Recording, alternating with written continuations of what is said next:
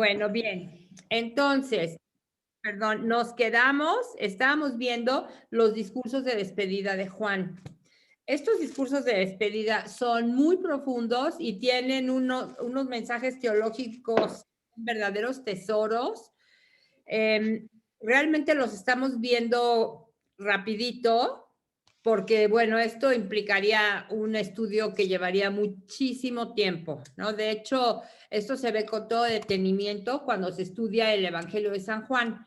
Entonces, ahorita los estamos viendo. ¿Por qué? Porque Jesús, o sea, porque están en el Evangelio de Juan entre la última cena y antes de la pasión, ¿no? Y estamos viendo esa parte o sea, estamos viendo la Pascua del Señor, forman parte de la Pascua del Señor.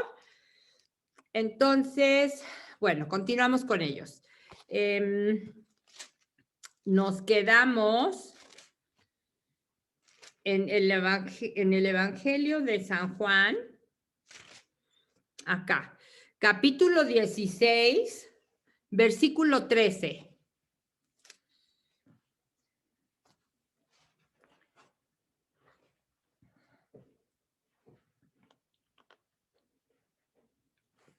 Perdón, ¿Sí? ¿qué dijiste? ¿Tenemos que ver alguna página? No, estamos en la Biblia. Ahorita seguimos en la Biblia. En el Evangelio de San Juan, capítulo 16, versículo 13. Gracias.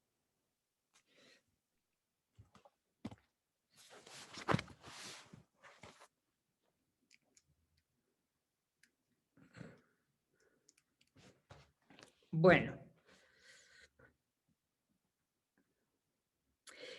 Este que vamos a leer es un texto trinitario también. Bueno, comenzamos. Versículo 13. Cuando venga Él, el Espíritu de la verdad, os guiará hacia la verdad completa, pues no hablará por su cuenta, sino que hablará lo que oiga y os explicará lo que ha de venir. Entonces, ¿qué es lo que hablará el Espíritu Santo? Es lo que oiga, y eso lo oye de quién? También lo oye del Padre. Lo oye del Padre y lo oye de Jesús. Entonces aquí como que vemos a la Trinidad, un solo Dios, que hablan lo mismo, las tres personas de la Trinidad. Y os explicará lo que ha de venir. O sea, ellos van a vivir lo que viene, pero no lo van a entender bien. Hasta que venga el Espíritu Santo, van a entender todo lo que va a pasar. O sea, Jesús ya les había anunciado lo que iba a pasar, ya les había anunciado que iba a morir, ya les había anunciado que iba a sufrir, ya les había anunciado que iba a resucitar, pero no entendían nada. Hasta que venga el Espíritu de la verdad, les va a explicar todo esto que va a venir. Perdón, y aquí viene el texto trinitario. El Espíritu Santo, ahí está una persona de la Santísima Trinidad, me dará gloria, o sea, manifestará gloria, porque recibirá de lo mío y os lo explicará a vosotros. Todo lo que tiene el Padre es mío. Fíjense, aquí el Padre, el Hijo y el Espíritu Santo como que comparten las cosas, lo que tienen es de los tres. Por eso he dicho, recibirá de lo mío y os lo explicará a vosotros. Luego, anuncio de un pronto retorno. Dentro de poco ya no me veréis y poco después me volveréis a ver. Entonces algunos de sus discípulos comentaron entre sí, ¿qué querrá decir con eso de dentro de poco ya no me veréis y poco después me volveréis a ver? Y con eso y con me voy al Padre, o sea, ven cómo los discípulos, aunque Jesús les explicara las cosas y aunque se acordaran de lo que les había dicho Jesús, no le entendían. O sea, sí se acordaban, aquí está la prueba, sí se acordaban de lo que Jesús les decía, pero no lo entendían. Se preguntaban, ¿qué será ese poco? ¿Qué querrá decir? se dio cuenta Jesús de que querían preguntarle algo y les dijo, ¿andáis preguntándoos acerca de lo que he dicho? Dentro de poco no me veréis y poco después me volveréis a ver. En verdad os digo, acuérdense, cada vez que Jesús dice en verdad, es que viene algo muy importante. En verdad os digo que lloraréis y os lamentaréis y el mundo se alegrará. ¿Cómo que el mundo? ¿Cuál mundo? Aquí en esta situación es el mundo del pecado. Acuérdense que Satanás es el príncipe de este mundo. Entonces, el mundo del pecado se alegrará, pero ellos estarán tristes. Estaréis tristes, pero vuestra tristeza se convertirá en gozo. Claro, estaréis tristes cuando, pues cuando Jesús muera. Pero se convertirá en gozo esa tristeza cuando, pues cuando lo vean resucitado. La mujer suele estar triste cuando va a dar a luz, porque le ha llegado su hora. O sea, aquí está comparando la hora. Acuérdense que la hora de Jesús, ¿cuál era la hora de Jesús? La hora de llegar de este mundo al Padre. No lo habían atrapado porque no había llegado su hora. Pero cuando llegó su hora de pasar de este mundo al Padre, entonces sí lo pueden, entonces sí lo detienen. Entonces la mujer está triste cuando va a dar a luz porque le ha llegado su hora de dar a luz. Pero cuando ha dado a luz al niño, ya no se acuerda del aprieto por el gozo que ha nacido un hombre en el mundo. O sea, cuando los discípulos vean a Jesús resucitado, ya no se van a acordar de la tristeza que sintieron, ya todo va a ser alegría, como una mujer que da a luz. También vosotros estáis tristes ahora, pero volveré a veros y os llenaréis de alegría y nadie os la podrá quitar. Aquel día no me preguntaréis nada. Y otra vez, en verdad os digo que el Padre os concederá lo que pidáis en mi nombre. Y subrayenlo. Eso es importante para nuestra oración. Cuando hagamos oración, aquí nos dice Jesús, el Padre os concederá lo que pidáis en mi nombre. Entonces, cuando le pidamos al Padre, hay que decirle, en el nombre de Jesús, te pido, oh Padre. Hasta ahora, nada le habéis pedido en mi nombre. Aquí Jesús enseñando a orar a sus discípulos, enseñándoles a pedir al Padre. Pedid y recibiréis, para que sea perfecto vuestro gozo. Os he dicho todo esto en parábolas, pero se acerca la hora en que ya no os hablaré en parábolas, sino que con toda claridad os hablaré acerca del Padre. O sea, las parábolas era algo que era un género literario que se usaba en tiempos de Jesús para explicar las cosas. Nosotros decimos ahora, para explicar algo decimos, mira, por ejemplo, y soltamos un ejemplo para dar una explicación. En la época de Jesús decía, explicaban con parábolas. Y entonces Jesús había explicado con parábolas, pero ahora ya les va a hablar con toda claridad. ¿Por qué? Porque ya van a recibir el Espíritu Santo, ya van a poder entender lo que Jesús les explique. Aquel día pediréis en mi nombre, y no os digo que yo rogaré al Padre por vosotros, pues el Padre mismo os quiere, subrayenlo. No hace falta que Jesús interceda por nosotros. Nosotros podemos orar directamente al Padre porque el Padre mismo nos quiere a nosotros. Porque me queréis a mí. ¿Por qué nos quiere el Padre? Porque amamos a Jesús. Y creéis que salí de Dios. Salí del Padre y he venido al mundo. Ahora dejo otra vez al mundo y me voy donde mi Padre.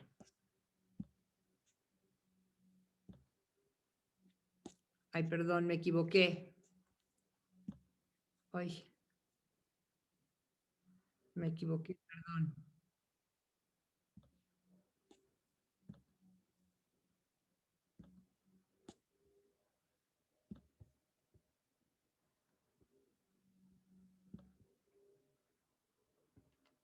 Aquí. Entonces, salí del Padre. ¿De dónde viene a Jesús? De estar con el Padre. Salí del Padre y he venido al mundo. Ahora dejo el mundo y me voy otra vez a donde mi Padre. Le dicen sus discípulos, ahora sí que hablas claro y no dices ninguna parábola. Sabemos ahora que lo sabes todo y no necesitas que nadie te pregunte. Por eso creemos que has salido de Dios. Jesús le respondió, ¿ahora creéis? Mirad que llega la hora y ha llegado ya en que cada uno de vosotros se dispersará por su lado y me dejaréis solo. Y es precisamente lo que pasa.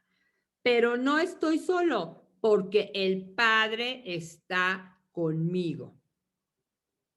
Miren, el verbo estar en hebreo es igual, es como en inglés. En inglés tenemos el verb to be, que es ser o estar. Igual en hebreo lo mismo. El verbo ser es igual que el verbo estar. Entonces, aquí lo podemos leer de la siguiente forma también, pero no estoy solo porque el Padre está conmigo o el Padre es conmigo. Os he dicho estas cosas para que tengáis paz en mí. En el mundo viviréis atribulados, pero tened buen ánimo, pues he vencido al mundo. Subrayen eso también, tened buen ánimo, yo he vencido al mundo. Jesús ya venció. Eso lo tenemos que tener siempre presente. El mal no ha vencido. Jesús ya lo venció. Ahora viene el capítulo 17. Miren, en el Evangelio de San Juan, lo más profundo es el prólogo y el capítulo 17, que es el que vamos a empezar a leer ahorita. Es lo más profundo, lo más teológico, lo más bello. Bueno, empezamos con el capítulo 17:1. Así habló Jesús y dijo mirando al cielo, Padre, ha llegado la hora. Glorifica a tu Hijo para que tu Hijo te glorifique a ti. Ya habíamos visto que en la cruz Jesús manifiesta la gloria del Padre. Jesús glorifica al Padre como obedeciendo su mandato. Obedeciendo todo lo que le ha pedido, realizando a plenitud la voluntad del Padre. Así es como Jesús glorifica al Padre, entregando su vida. Entonces, y glorifica a tu Hijo al mismo tiempo que Jesús manifiesta la gloria del Padre obedeciéndolo, al mismo tiempo el Padre manifiesta su gloria en la misión salvífica de Jesús. Por eso es que se glorifican el uno al otro en el mismo momento. Versículo 2, y que según el poder que le has dado sobre toda carne, conceda también vida eterna a todos los que tú les has dado. Miren, aquí vamos a leer a partir de ahora en diferentes momentos a todos los que tú les has dado. O sea, nosotros, cada uno de nosotros, somos un regalo del Padre para Jesús. O sea, cada uno de nosotros somos propiedad de Jesús, somos de Jesús. El Padre nos dio, el Padre nos regaló a Jesús.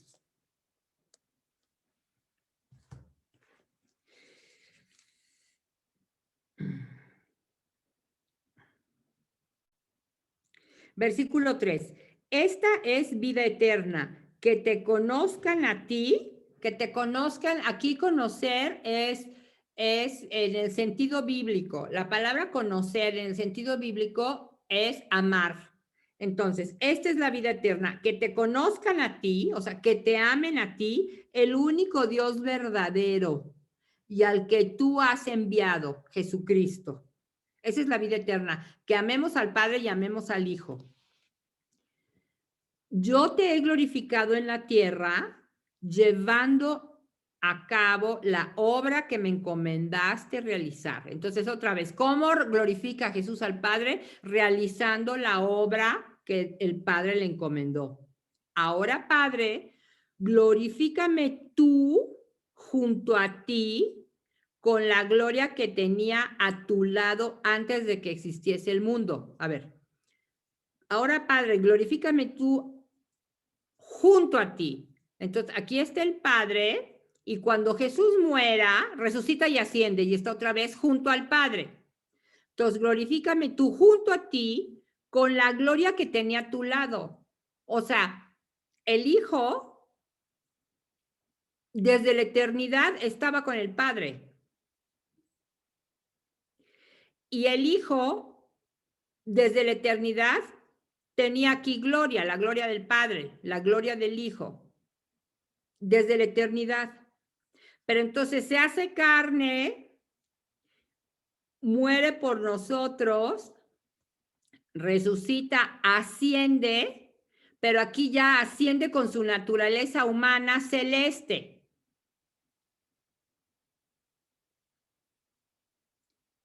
Y entonces, pero regresa. Y aquí dice, glorifícame junto a ti con la gloria que tenía a tu lado. O sea, otra vez con la misma gloria que tenía antes de que el mundo existiese. O sea, desde siempre. El Hijo tenía esa gloria desde siempre, desde antes de que el mundo existiese. Porque eternamente ha estado con el Padre. Versículo 6, he manifestado tu nombre. Miren, cuando dicen aquí tu nombre, es la persona misma. Entonces, he manifestado tu nombre, o sea, he manifestado tu persona, o sea, he revelado quién eres y cómo eres tú. O sea, Jesús le dice al Padre, he manifestado tu nombre, o sea, he manifestado tu persona, o sea, he revelado quién eres y cómo eres a los hombres que tú me has dado. Otra vez, nosotros somos de Jesús. Tomándolos del mundo del pecado, o sea, aquí sí es del mundo que conocemos, tomándolos del mundo, tuyos eran, subrayenlo, es que miren esto hasta para autoestima, caray, tuyos eran, o sea, éramos del Padre y tú me los has dado. Somos de Jesús porque el Padre nos dio a nosotros mismos a Jesús. Y han guardado tu palabra. Ahora ya saben que procede de ti todo lo que me has dado. Todo lo que tiene Jesús procede del Padre. Hasta nosotros mismos. Porque las palabras que tú me diste, se las he transmitido a ellos. O sea, Jesús hablaba las palabras del Padre.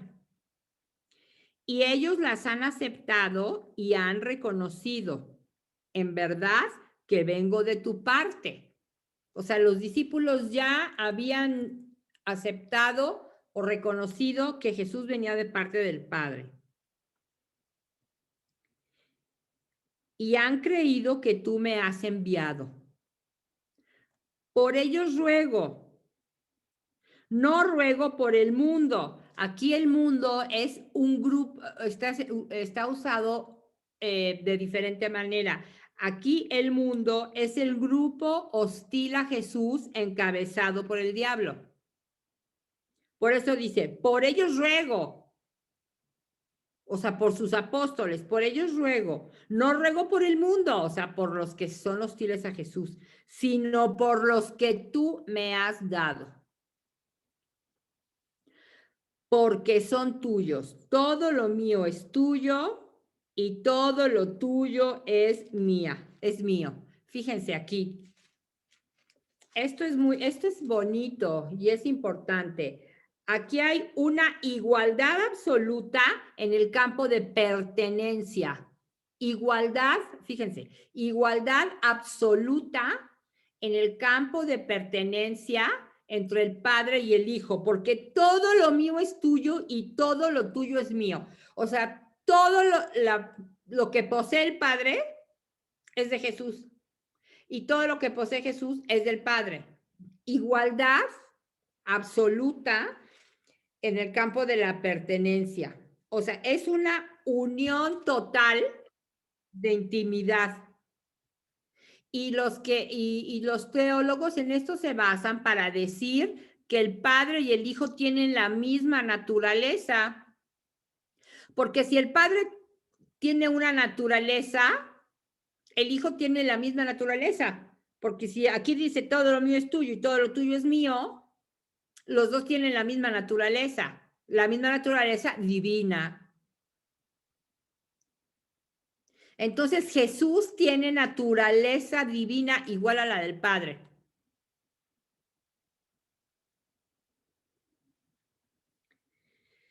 Y mi gloria se ha manifestado en ellos. ¿En ellos en quiénes?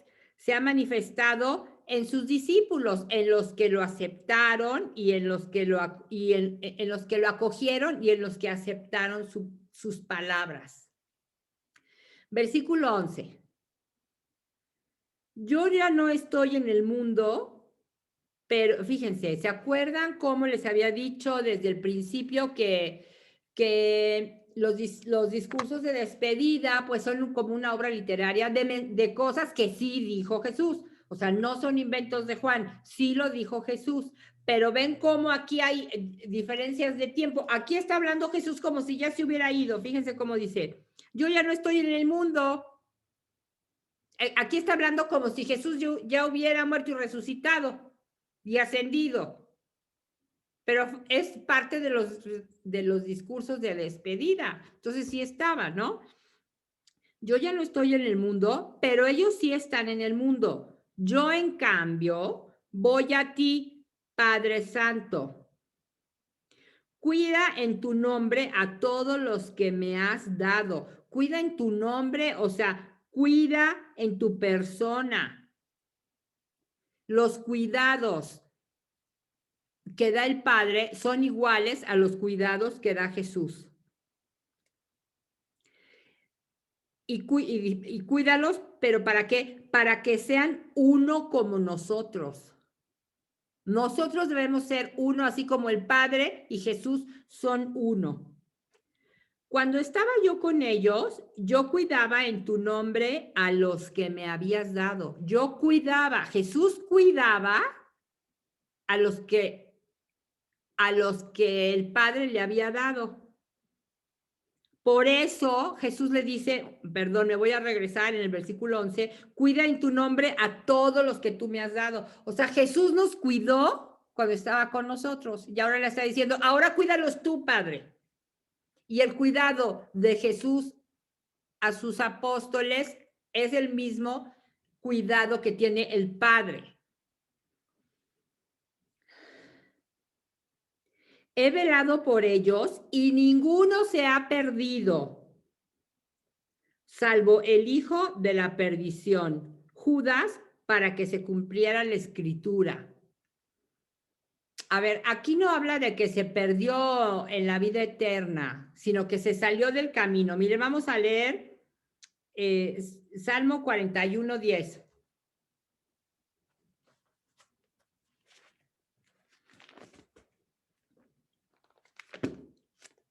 Salmo 41, 10.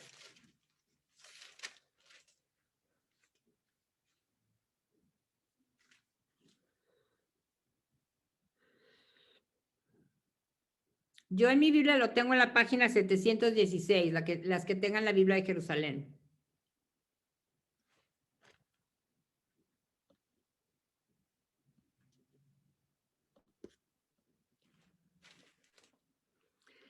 Hasta mi amigo íntimo, en quien yo confiaba, mi compañera de mesa me ha traicionado. Eso está escrito en un salmo. Por eso dice, he velado por ellos y ninguno se ha perdido, salvo el hijo de la perdición, para que se cumplieran para que se cumpliera la escritura.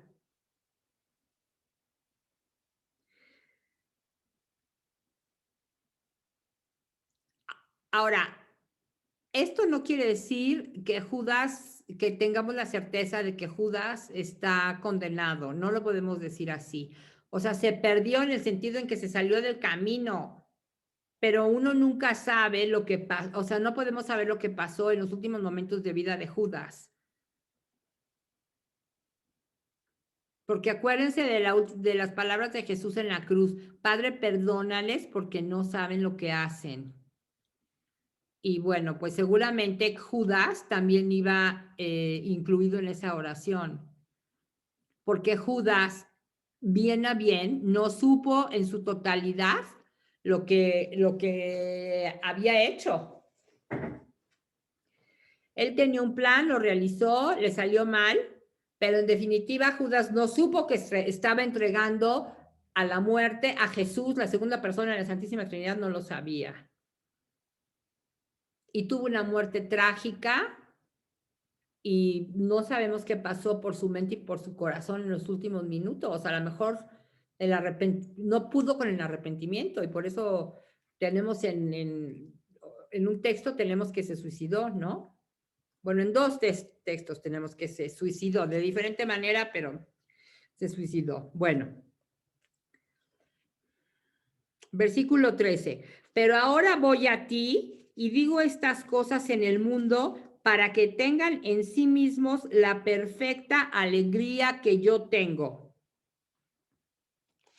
¿Cuál es la perfecta alegría? La perfecta alegría mesiánica, la alegría de Jesús, la alegría de Jesús glorificado, de saber que Jesús que murió, resucitó y es el Señor que está glorificado y está en el cielo. Eso es una gran alegría. Y también tener el gozo del Espíritu Santo. Tener el gozo del Espíritu Santo, que esa es una alegría que ellos no habían conocido todavía. Ya casi terminamos. Yo sé que está un poquito denso, pero ya vamos adelantando. Versículo 14. Yo les he dado tu palabra, pero el mundo los ha odiado porque no son del mundo, o sea, no son del mundo del pecado. Como yo no soy del mundo, no te pido que los retires del mundo, sino que los guardes del maligno.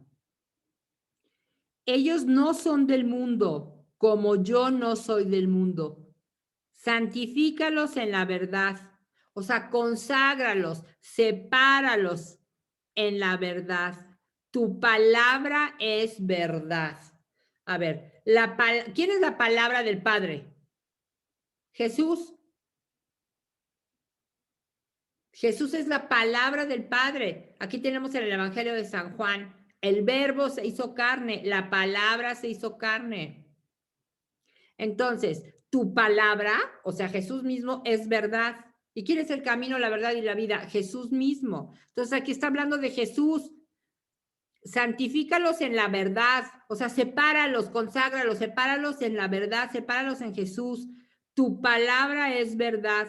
Como tú me has enviado al mundo, yo también los he enviado al mundo. Acuérdense, Mateo 28:20, los envía al mundo. Ellos tienen una misión y tienen que permanecer en el mundo para poder realizarla. ¿Cuál es esa misión? Ir y bautizar a todos en el nombre del Padre, el Hijo y el Espíritu Santo y enseñándolos a guardar todo lo que yo os he mandado. Esa es la misión que les da. Necesitan permanecer en el mundo para poder realizarla. Y por ellos me santifico a mí mismo, para que ellos también sean santificados en la verdad, sean santificados, sean separados, como que sean consagrados. No ruego solo por estos, sino también por aquellos que creerán en mí por medio de su palabra. Qué maravilla, porque aquí estamos nosotros. Aquí no está rezando Jesús solamente, no está pidiendo Jesús solamente por sus discípulos, sino por todos los que por todos los que vamos a creer en Él, gracias a la palabra de los evangelizadores.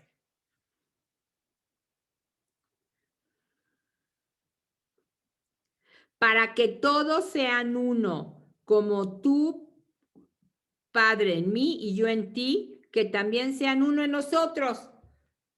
O sea, aquí no es solamente que sean uno entre ellos, sino que seamos uno con Dios mismo, que estemos unidos. Es la unidad entre los creyentes, pero también la unidad de los creyentes con Dios. Les he dado la gloria que me diste. ¿Qué significa? Les he dado la gloria que me diste, o sea, es la manifestación de la presencia de Dios.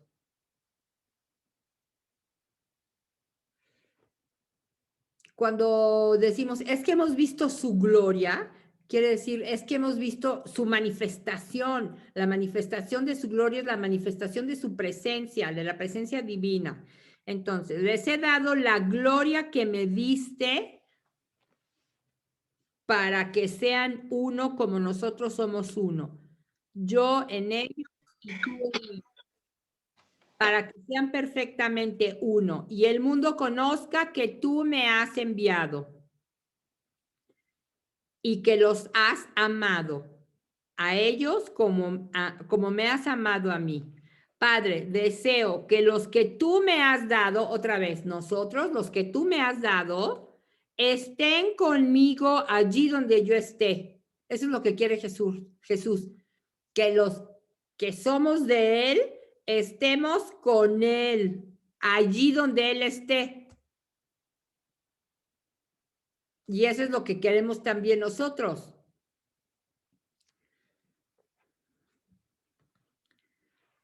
Para que contemplen la gloria que me has dado, la gloria que ha recibido del Padre acá.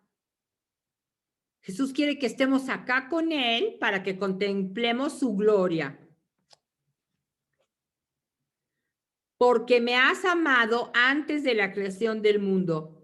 Padre justo, el mundo no te ha conocido, pero yo te he conocido y estos te han conocido porque tú me has enviado. Nosotros lo hemos conocido porque Jesús nos ha manifestado la gloria del Padre. ¿Cómo nos ha manifestado la gloria del Padre? Hablando las palabras del Padre, haciendo los actos del Padre y obedeciendo al Padre en su misión salvífica. Yo les he dado a conocer tu nombre, o sea, yo les he dado a conocer tu persona y se lo seguiré dando a conocer para que el amor que me has tenido esté en ellos y yo en ellos. Bueno, hasta aquí terminamos con los discursos de despedida. Esto, claro que amerita muchísimo más estudio, pero ese estudio se le da cuando se estudia el Evangelio de San Juan. Y nuestro curso es el de la Pascua del Señor. Entonces, bueno, ya vamos a pasar.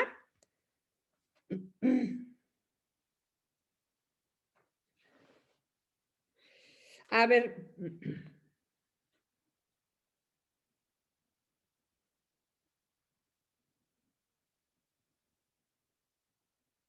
A ver, abran su libro en la página 153, por favor. En el último párrafo de la página 153.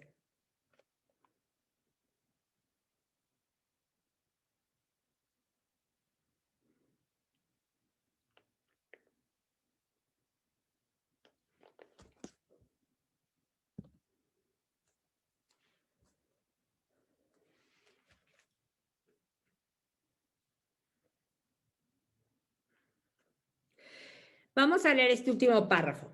La revelación del Padre que Jesús comunica a sus discípulos produce un efecto solo perceptible con las luces del Espíritu Santo que esté en ellos. Hace que el amor eterno, exclusivo y único con que el Padre amó al Hijo se deposite en el corazón de los creyentes el amor con el que el Padre amó al Hijo se deposita en nuestro corazón y hace que Jesús mismo venga a habitar en ellos. Los discípulos quedan en esta forma transformados en tabernáculos vivientes donde moran el amor del Padre, el Hijo y el Espíritu Santo.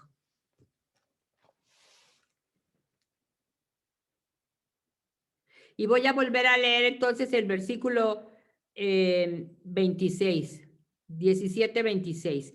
Yo les he dado a conocer tu nombre y se lo seguiré dando a conocer para que el amor que me has tenido esté en ellos.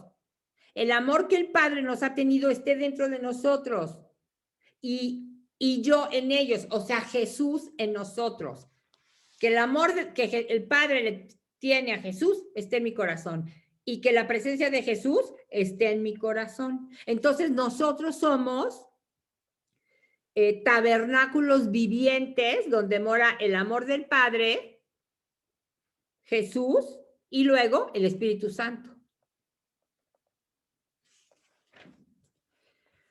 Bueno, entonces terminamos ya con los discursos de despedida y ahora vamos a volver, bueno, vamos a la pasión de Jesús, pero a ver, vamos a dar una recordadita porque ya nos hemos separado un poquito de el tema, literalmente hablando de la Pascua, pero ahorita mismo, ay, perdón.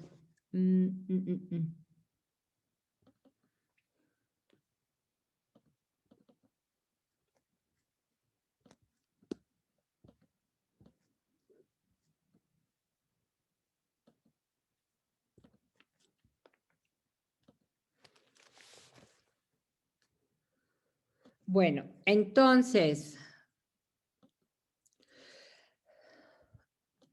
ok, aquí tenemos entonces otra vez nuestro esquemita de la Pascua. El curso es la Pascua de Jesús y la Pascua de Jesús se forma, o sea, el paso de Jesús de este mundo al Padre se forma, tiene tres etapas. Primero, la última cena, que ya la vimos, después la pasión, que es la que vamos a empezar a ver, y después la glorificación. Jesús muere, resucita, siendo entronizado, o sea, es hecho rey de reyes, es sentado a la derecha del Padre, es ungido con el Espíritu Santo y luego en Pentecostés derrama el Espíritu Santo. Entonces, los discursos de despedida, que es lo que acabamos de terminar, los podemos situar aquí, entre la última cena y la pasión. Aquí tenemos los discursos de despedida que, como ya lo vieron ustedes, son una verdadera bomba de revelación teológica, o sea, tiene cosas importantísimas. Y entonces ahora vamos a empezar con la pasión. Ahora, la pasión, ¿de dónde a dónde va? La pasión va desde Getsemaní, o sea, aquí Jesús está en el cenáculo, cena y salen. ¿Y a dónde salen? Salen directamente a Getsemaní. Y ahí es donde empieza la pasión, iba desde Getsemaní hasta el sepulcro. Y eso es en la geografía, o sea, nosotros podríamos encontrar en un mapa Getsemaní y luego el sepulcro. Y luego en el tiempo, eso es en la geografía. Ahora, en el tiempo, ¿de dónde a dónde va? Del jueves a las 10 de la noche. ¿Por qué el jueves a las 10 de la noche? Porque aquí tenemos que la cena va de 6 de la tarde a 10 de la noche. Entonces, en cuanto termina la cena, empieza la pasión. Por eso tenemos el jueves a las 10 de la noche, comienza la pasión. Y termina el viernes a las 5, aproximadamente a las 5. ¿Por qué el viernes a las 5? En el sepulcro.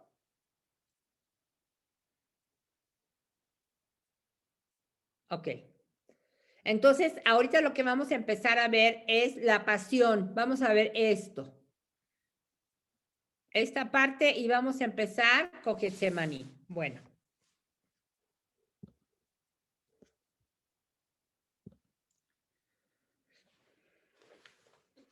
Entonces vámonos al libro, por favor.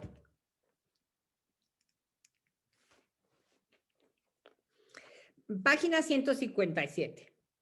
Voy a ir leyendo en el libro, pero no lo voy a leer todo completito. Voy a ir saltándome algunas cositas.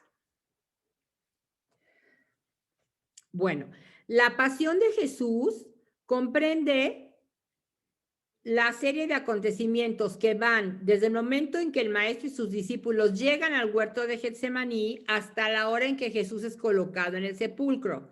A ver, tenemos que recordar que los evangelistas, o sea, son historiadores en el sentido de que sí nos están narrando cosas que sí sucedieron. Y los historiadores narran cosas, pues, que sí suceden. Pero más que entregarnos la historia, lo que nos quieren entregar son hechos con sus teológicos profundos. Nos entregan lo sustancial de los hechos acaecidos, pero ante todo y sobre todo son teólogos profundos que contemplan, cada quien con visión personal y bajo un ángulo diferente, el misterio del dolor, del sufrimiento de Jesús, el siervo de Yahvé, que voluntariamente entrega su vida para redención de muchos. A ver, por favor, quiero que me digan si ya... porque lo leímos en la clase no en la clase pasada, en el curso pasado, el siervo de Yahvé. Por favor, quiero que me digan si alguno de ustedes no sabe qué es el siervo de Yahvé, para que lo podamos volver a leer. Yola, ¿tú no sabes quién es el siervo? Bueno, muy bien. Entonces... Bueno, lo que pasa es que no estuve en esa clase, perdón. O sea, ok, ¿alguien más? Bueno, el siervo de Yahvé es un personaje que encontramos en el profeta Isaías, capítulo 53, me parece. Ahorita lo buscamos. O sea, en el profeta Isaías, en el segundo Isaías, tenemos 4 cánticos al siervo de Yahvé. Y el siervo de Yahvé es un personaje que en la realidad, o sea, sí existió, pero realmente no sabemos quién es, y tiene y hay un cántico al siervo de Yahvé en el que, si nosotros nos ponemos nuestros lentecitos cristianos, podemos encontrar a Jesús con toda claridad en ese cántico al siervo de Yahvé. ¿Ya te acordaste, Yola? Digo, ¿no? A ver, bueno, vamos a leerlo. Porque en Jesús se realiza lo anunciado en el siervo de Yahvé. Porque el siervo de Yahvé entrega su vida voluntariamente para la redención de muchos. A ver, déjenme buscarlo. Isaías, creo que es Isaías 53. A ver, búsquenlo, por favor. Yo ahorita les digo con exactitud. Sí es Isaías 53. Yo lo tengo en la página, en la Biblia de Jerusalén, yo lo tengo en la página 1150.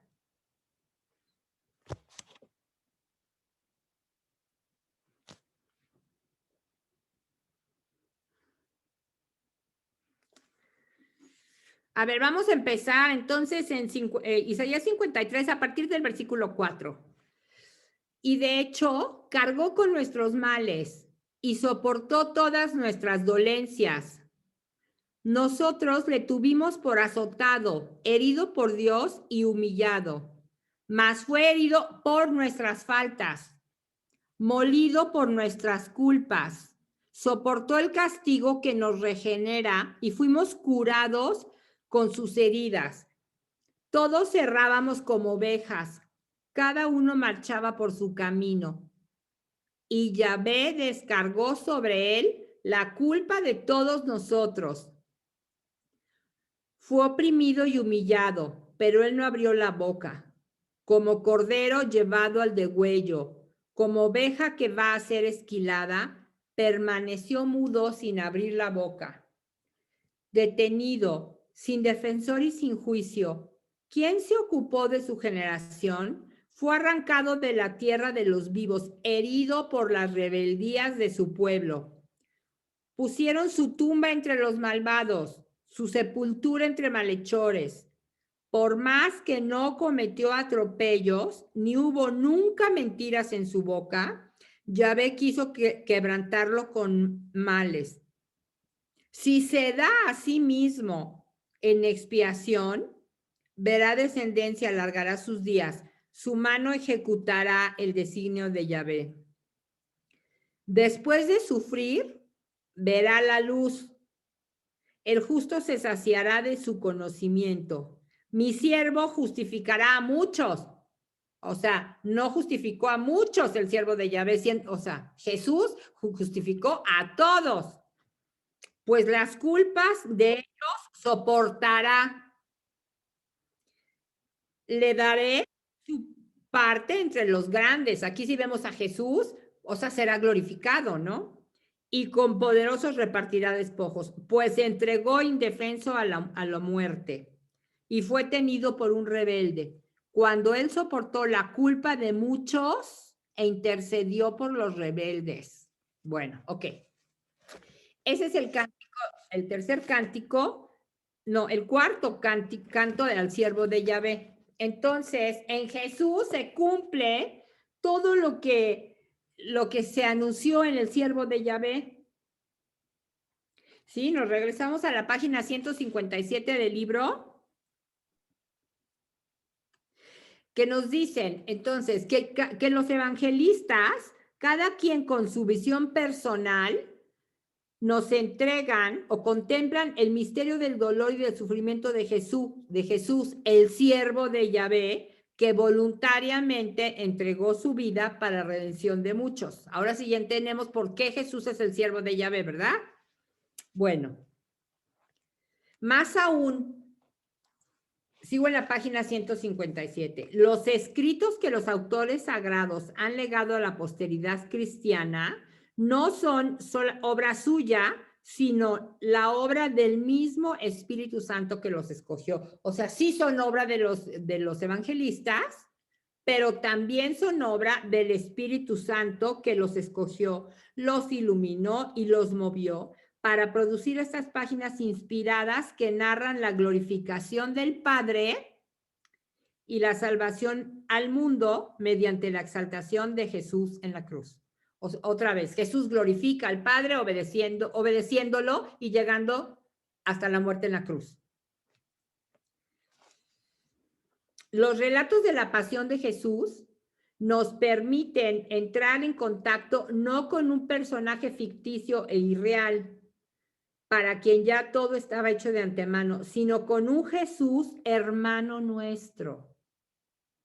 Jesús es hermano nuestro, que participó con nosotros de una naturaleza pasible y que caminó hacia la muerte con toda la angustia de un hombre sano que ama la vida. O sea, Jesús cuando murió ha de haber tenido unos 36 o 37 años. Era un hombre joven, en la plenitud de la juventud y de la fuerza, con todo el ardor y la entereza de un héroe que acepta morir por una nobilísima causa. Podemos inclusive pensar que Jesús fue descubriendo poco a poco la inmanencia del sacrificio exigido por el plan salvífico de Dios y lo fue aceptando con voluntad generosa y decidida. O sea, Jesús no supo todo desde el principio. El Padre le fue revelando poco a poco cuál iba siendo su misión y poco a poco Jesús la iba aceptando. Bueno, entonces vámonos a la página 158. El estudio de la pasión lo vamos a dividir en 5 partes. La primera parte son los hechos que tuvieron lugar en el huerto de Getsemaní, la oración y su prendimiento. La segunda parte serán los hechos que van a tener lugar durante la noche. El interrogatorio en la casa de Anás, los ultrajes a Jesús profeta y las negaciones de Pedro. La tercera parte son los hechos que se realizaron en la mañana del viernes.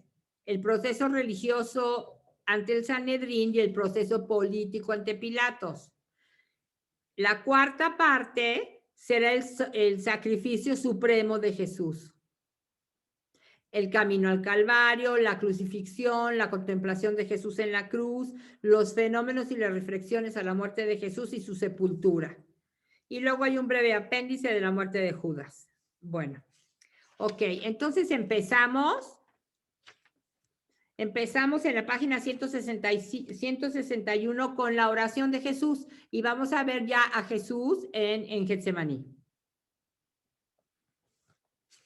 Miren, Mateo y Marcos son casi igualitos. Entonces los vamos a leer aquí desde el libro para que podamos irlos comparando unos con otros. Son muy parecidos, se diferencian en pocas cositas.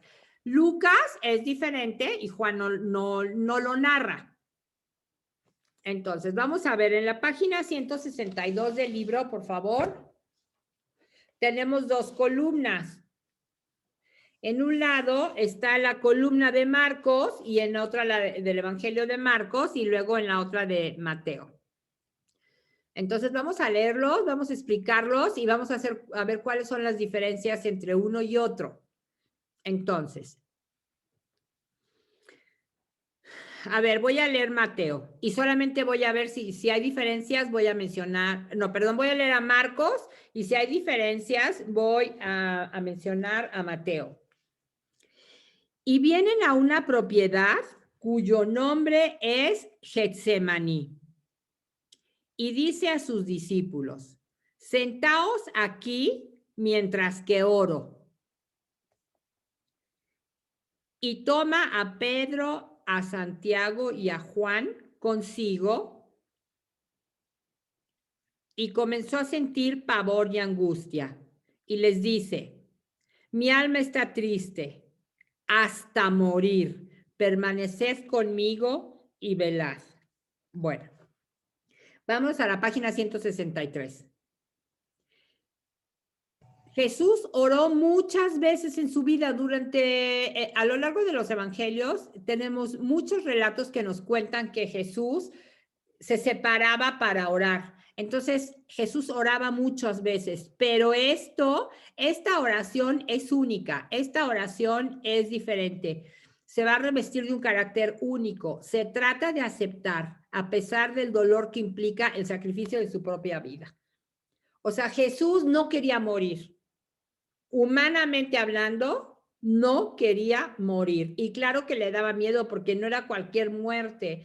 Yo me puse a reflexionar y yo creo que, o sea, le daba miedo morir, pero yo creo que también la manera en la que iba a morir. Porque no es lo mismo morir que de una manera suave a morir después de o sea, de tanto sufrimiento. Y era algo que Jesús sabía que iba a pasar, sabía que tenía que obedecer, sabía que era la voluntad del Padre, pero su naturaleza humana como que hacía como que la rechazara, como que no lo quería. Entonces necesitaba de esa oración para poder aceptar la voluntad del Padre. Jesús no quiere estar solo. La importancia de su oración es singular. Quiere testigos y desea una compañía más íntima que la de los 12. O sea, solamente lleva a 3, a sus más cercanos, a los más cercanos, como aquellos con los que tenía como más intimidad, es aquellos a los que se lleva a que lo acompañen a orar a Getsemaní. Toma consigo a Pedro, a Santiago y a Juan, los discípulos preferidos, que han sido ya testigos de 2 sucesos particulares. Esos mismos fueron los que estuvieron presentes en la resurrección de la hija de Jairo y también en la transfiguración. Esos mismos son los que se llevan a orar. Y entonces dice, comenzó a sentir pavor y angustia. Es que, miren, nosotros aquí tenemos la agonía de Jesús en el huerto y como que nosotros ahora entendemos por agonía cuando alguien nos dice, cuando nos dicen es que alguien está agonizando, nosotros pensamos que ya son como los últimos momentos y que está a punto de morir. Pero no, la palabra agonía significa combate. Entonces Jesús aquí en Getsemaní está en un combate. O sea, le cuesta trabajo a Jesús aceptar la voluntad del Padre, porque en su naturaleza humana, de hombre joven y fuerte y sano, no quiere morir. Entonces está combatiendo para poder aceptar la voluntad del Padre. O sea, como que es hacerte violencia a ti mismo. Por eso la agonía es un combate. Entonces, a la mitad de la página, y comenzó a sentir pavor y angustia. Estos verbos tienen en griego un sentido fuerte. El primer indica el pavor que surge de la estupefacción ante una desgracia que se viene encima. Al pavor se le une angustia, otro sentimiento que se apodera del ser humano ante la amenaza de un mal inminente. Pues sí, para él sí era un mal inminente, que lo iban a matar, que iba a sufrir muchísimo. Sí es un mal inminente, ¿no? El pavor y la angustia son causados en Jesús por el temor de la muerte que él contempla y siente inevitable. O sea, ya sabe, o sea, aquí con toda claridad, Jesús ya sabe cómo va a morir.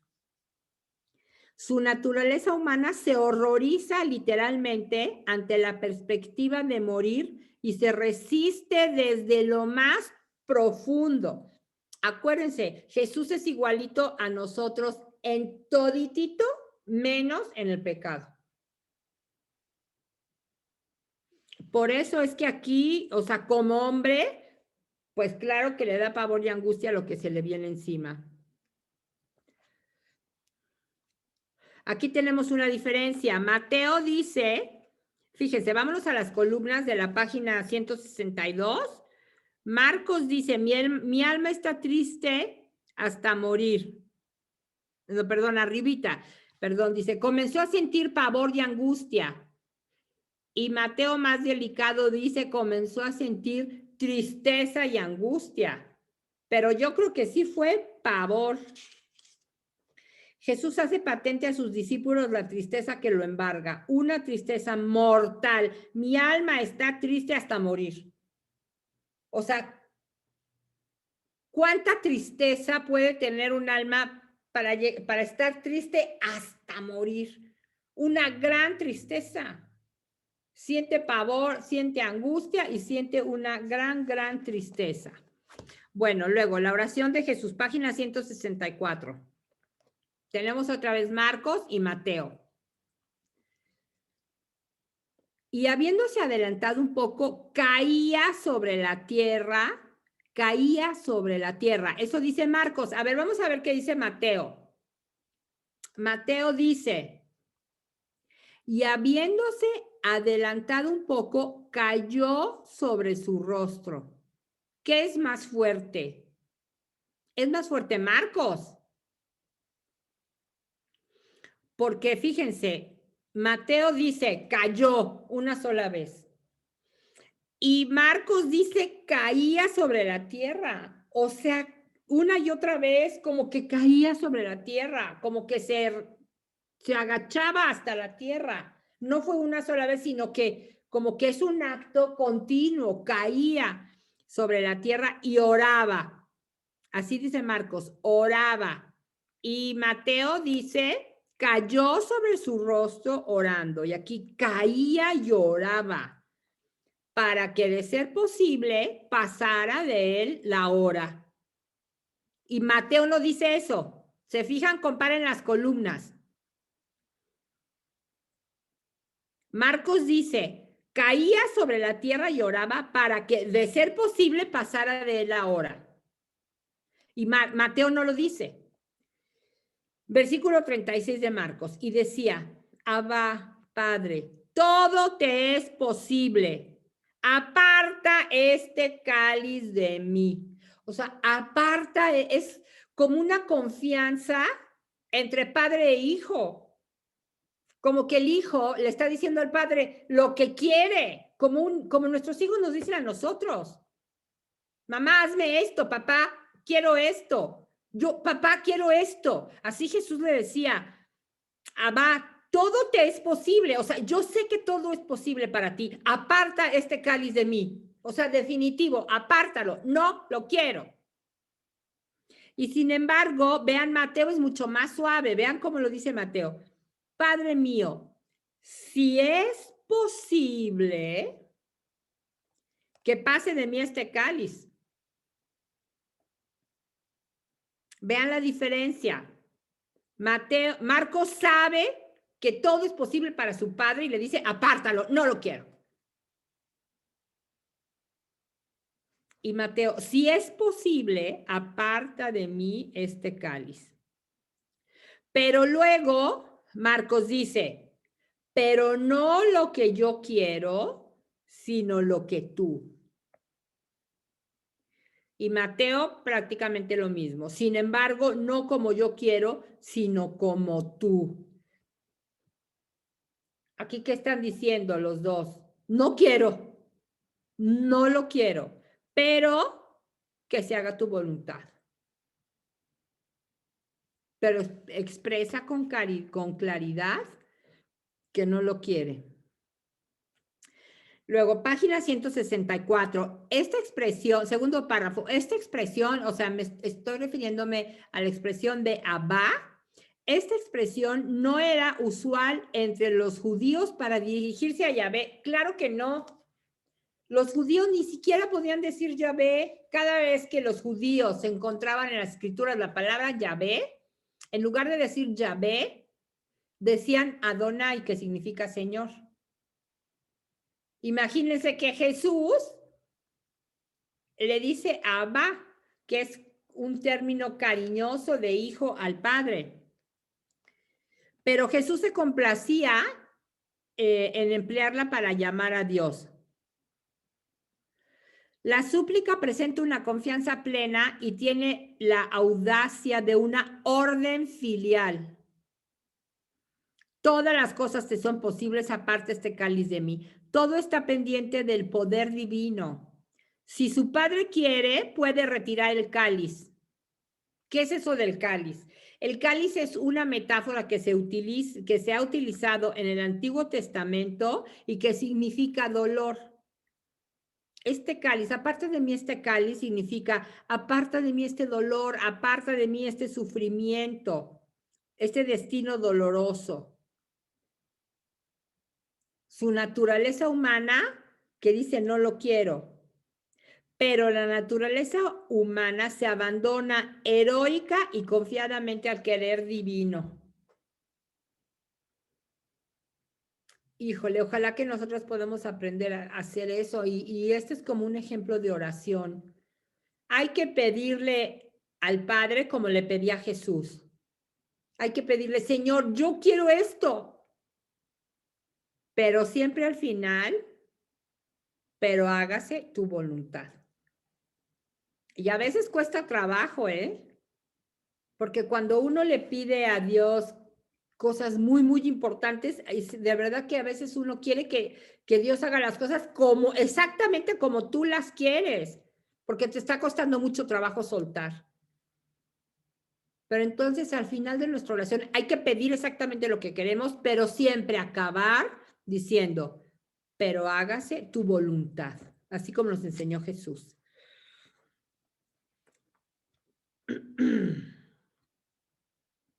Fíjate, Mateo nos pone, aquí en el versículo 39 dice, habiéndose adelantado un poco, cayó sobre su rostro orando. O sea, esta es una postura de adoración. Mateo nos ha mostrado a Jesús en una forma bíblica de postración, que es la postura tradicional para adorar y para orar. Así nos lo pone. Bueno, ahora vamos a leer a Lucas. A ver qué nos dice Lucas. Lucas está en Lucas 22:40. Vamos a leer a Lucas 22:40.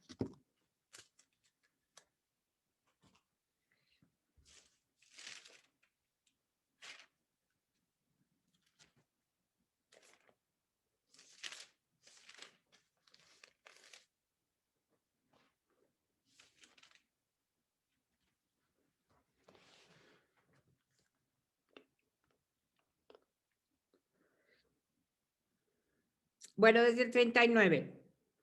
¿Ya lo tienen? Salió y como de costumbre fue al monte de los olivos. Los discípulos le siguieron. Llegado al lugar les dijo, pedid que no caigáis en la tentación. Se apartó de ellos como un tiro de piedra. Y puesto de rodillas, aquí ya tenemos tres cosas diferentes. Marcos decía que caía, era algo como continuo, Marcos. Mateo dice que se postró como en forma de adoración y así se puso a orar. Y aquí Lucas ya nos lo puso de rodillas, ¿ven? Tres cosas diferentes. Y puesto de rodillas oraba así, Padre, si quieres, aparte de mí esta copa, pero no se haga mi voluntad, sino la tuya. Entonces se le apareció un ángel venido del cielo, otra novedad. Un ángel venido del cielo que le confortaba. A ver, este ángel está representando la presencia divina. Lucas hace uso de los ángeles para presentar la presencia divina. Aquí es el Hijo el que está, el Hijo es el que está sufriendo. A ver, entonces, si ustedes tuvieran un hijo sufriendo, ¿ustedes mandarían a un mensajero a que lo vaya a consolar? ¿O irían ustedes mismas? ¿Verdad que irían ustedes mismas a consolar a su hijo que está sufriendo? Pues aquí lo mismo. O sea, esta es la presencia divina. Es Dios mismo que está reconfortando a Jesús. Entonces, ¿es el Espíritu Santo, el ángel? Es Dios mismo, es la presencia divina. Es Dios mismo el que lo está confortando. Entonces se le apareció un ángel venido del cielo que le confortaba. Y sumido en agonía, insistía más en su oración. O sea, Lucas como que es más, o sea, es como más desgarradora su relato, ¿no? Sumido en agonía, insistía más en su oración. Su sudor se hizo como gotas espesas de sangre que caían en la tierra. Ahorita vamos a explicar esto, vamos a aclararlo en el libro. O sea, no dice literal no dice que sudó gotas de sangre. Dice, su sudor se hizo como gotas de sangre, espesas de sangre que caían en la tierra. Levantándose de la oración, vino donde los discípulos y los encontró dormidos por la tristeza. A ver, Lucas es el evangelio, se conoce como el evangelio de las mujeres, porque les da un lugar muy especial a las mujeres, y de la misericordia. Y entonces, aquí como que Lucas no se atreve a decir que estaban dormidotes y dice, y los encontró dormidos, pero les da como una justificación por la tristeza. O sea, estaban tan tristes que se quedaron dormidos. No es la misericordia, o sea, la delicadeza de Lucas. Les dijo, ¿cómo es que estáis dormidos? Levantaos y orad para que no caigáis en tentación. Bueno, vámonos al libro.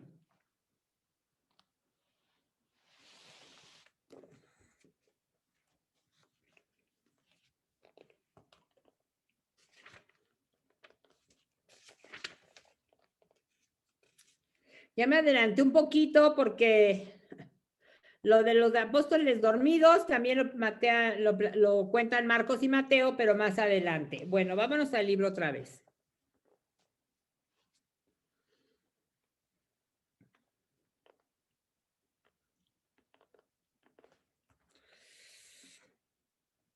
A ver, página 166 hacia abajo.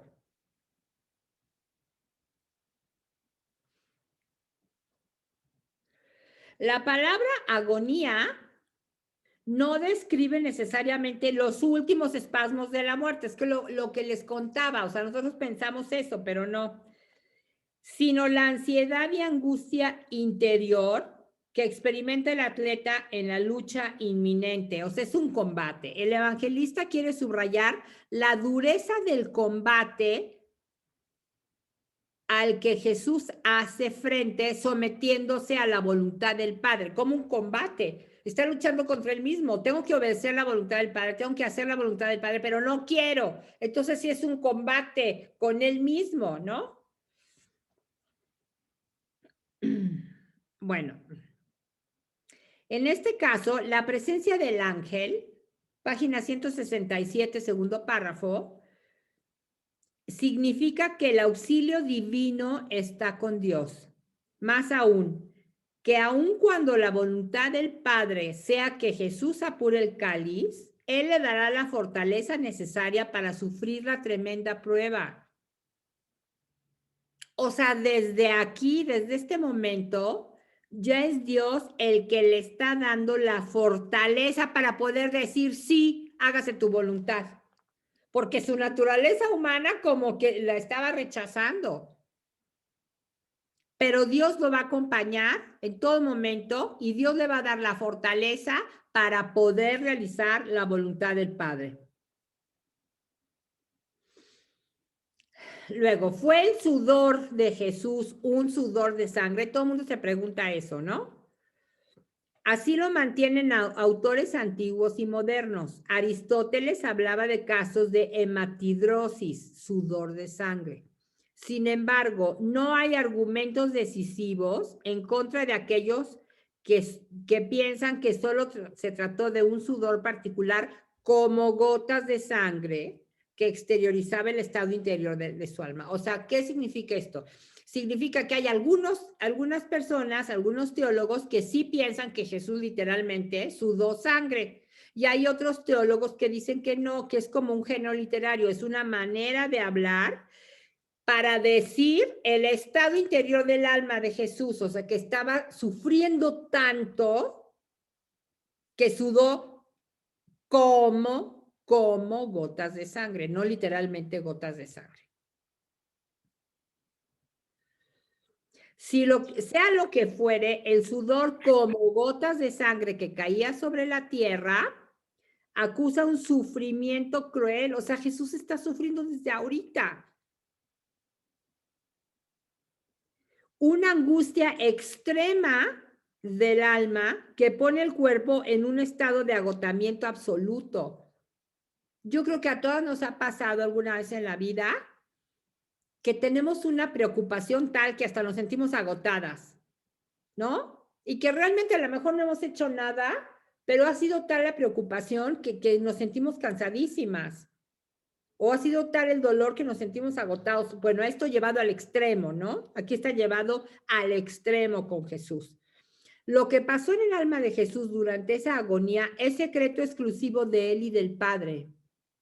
¿Qué tal oración habrá tenido? O sea, esto nada más nos cuentan una pequeña parte de la oración los evangelistas, pero ha de haber sido una oración intensa, íntima, muy, muy fuerte. La naturaleza humana de Jesús aparece aquí en toda su debilidad, pues sí, en toda su debilidad, en toda su fragilidad, y en su enorme capacidad de sufrimiento voluntario y de suprema donación a nosotros. Porque al aceptar la voluntad del Padre es la aceptación libre, voluntaria del sufrimiento. Jesús sufrió en su espíritu y sufrió lo indecible. Por eso mi alma está triste hasta morir, pero Dios estuvo con él. La presencia del ángel proclama teológicamente la eficacia de la asistencia divina.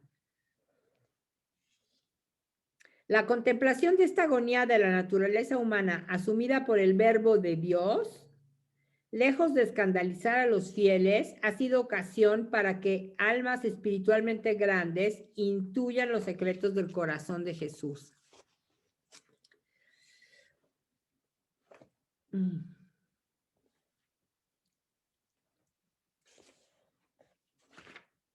A ver, vamos a ver la página 68 y ya. ¿Por qué oró y sufrió Jesús en Getsemaní? ¿Por qué? En primer lugar, Jesús sufrió con pavor al presentir su muerte próxima. Entonces, ¿por qué sufrió? Primero, pues porque presentía su muerte. Esa es la primera respuesta. Pero hay una segunda respuesta. ¿Por qué sufrió Jesús? Sobre todo, su oración y sufrimientos tuvieron un carácter salvífico. Como que nosotros pensamos siempre que Jesús sufrió a partir de que lo empezaron a lo mejor a flagelar, a partir de que la coronación de espinas y sobre todo en la crucifixión. Y claro que sufrió muchísimo, pero Jesús empezó a sufrir desde acá. O sea, Jesús ya sufría desde Getsemaní. Bueno, y en la última cena tenemos a Jesús que se entrega como un esclavo, ¿no? Pero el sufrimiento, este sufrimiento es no solo por su muerte, sino porque sus sufrimientos tenían un carácter salvífico. Jesús sabía que su padre le había confiado una misión dolorosa, figurada en el siervo de Yahvé, que ya vimos. En varias ocasiones, el maestro había presentido ese destino de dolor y lo había predicho. A ver, Marcos 8:31. Marcos 8:31.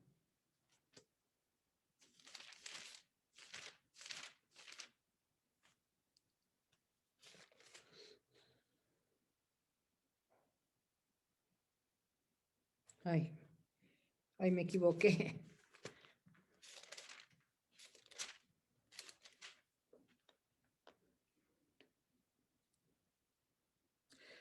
Aquí tenemos el primer anuncio de la pasión y de la resurrección.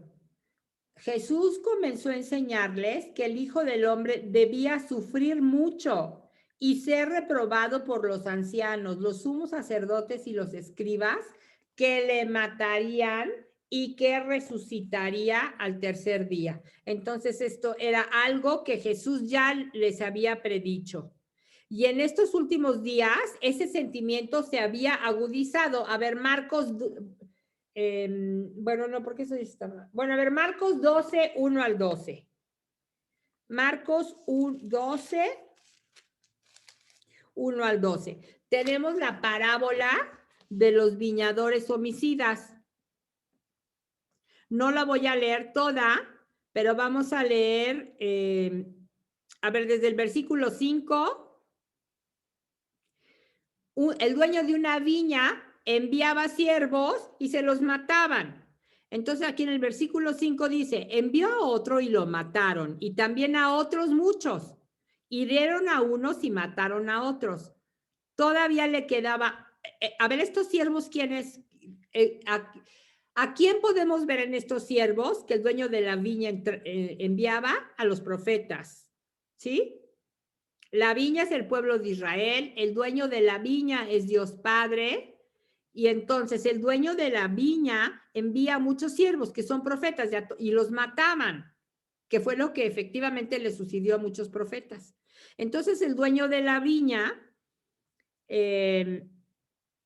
versículo 6, todavía le quedaba un hijo querido. Les envió a este, el último, pensando, a mi hijo lo respetarán. Pero aquellos labradores dijeron entre sí, este es el heredero, vamos, matémoslo y será nuestra la herencia. Lo agarraron, lo mataron y lo echaron fuera de la viña. Esta parábola de los viñadores homicidas, pues podemos aquí ver reflejada la historia de la salvación, ¿sí? Dios envía a los profetas, los matan, envía a su hijo y también lo matan.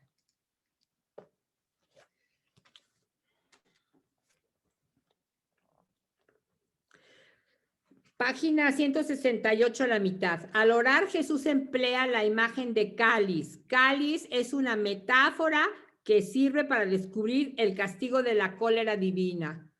Cólera divina o también cáliz implica sufrimiento. Pues bien, cuando Jesús, el Hijo del Hombre, alude al cáliz y lo acepta, si esa es la voluntad de su Padre, está aceptando voluntariamente que caiga sobre él el juicio que normalmente debería caer sobre sus hermanos, los hombres, a causa de sus pecados. A ver, si el cáliz era el castigo de la cólera divina, el cáliz es el castigo de la cólera divina en el Antiguo Testamento. Cuando Jesús está diciendo, aparta de mí este cáliz, o sea, es como, aparta de mí el castigo de la cólera divina, apártalo. O sea, ¿quién es qué es lo que genera ese castigo de la cólera divina? El pecado. El pecador es el que lo genera pecando. ¿Y quién tendría que recibir ese castigo, ese cáliz? ¿Lo tendría que recibir el pecador? Pero aquí, el que va a recibir ese cáliz es Jesús. Podemos ver eso cuando dice Jesús, aparte de mí este cáliz. O sea, está cargando el castigo que no le corresponde, pero que voluntariamente acepta. Si Jesús está exento de pecado y sufre por los pecados de los demás, su sufrimiento es un sufrimiento redentor. Y él lo había insinuado, el Hijo del Hombre no ha venido a ser servido, sino a servir y a dar su vida como redención por muchos. Acuérdense que no existe la palabra todos en hebreo, por eso dicen muchos, pero Jesús no murió por muchos, Jesús murió por todos, ¿sí? Bueno, a ver, aquí lo dejamos. Por favor, Mari, si quieres cortar la grabación.